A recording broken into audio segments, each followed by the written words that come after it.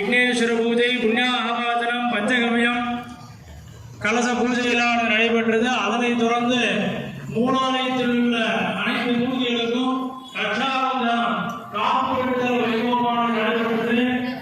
அதனைத் தொடர்ந்து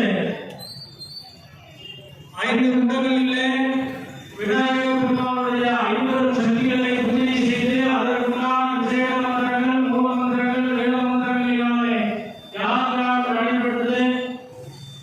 அதனைத் தொடர்ந்து பிரம்மவாயம் விஷ்ணுவாயம் ருத்ரவாயம் இச்சாசக்தி ஞானசக்தி கிரியாசக்தி ஆத்மதத்துவம் வித்யாதத்துவம் சிவதத்துவம் என்ற வகையிலே எம்பெருமானுடைய சக்திகளை 3 வகைகளாக பிரித்து அதற்குண்டான தேவதைகளை பூஜை செய்து அதற்குண்டான ஆபூஜைகளை செய்து ஸ்பர்சாபூஜை என்று சொல்லக்கூடிய நிகழ்ச்சியாக நடைபெற்றது. அதாவது யாகசாலையிலிருந்து எம்பெருமான் கற்பக விநாயகர் பெருமானுடைய உயிர் கலைகளை எடுத்து சென்று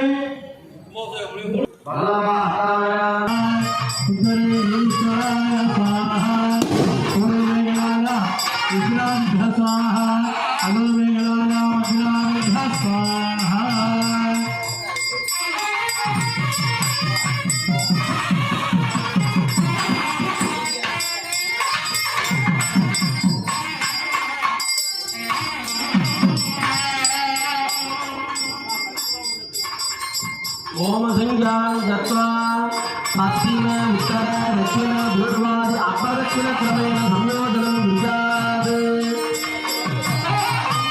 ओम ग्रामोदित्येन कल्पताम् अपानोदित्येन कल्पताम् विहारयज्ञेन कल्पताम् चतुर्यज्ञेन कल्पताम् श्रोत्रयज्ञेन कल्पताम् मनोदित्येन कल्पताम् यज्ञेन कल्पताम् आत्मा यज्ञेन कल्पताम् यज्ञो यज्ञेन कल्पताम्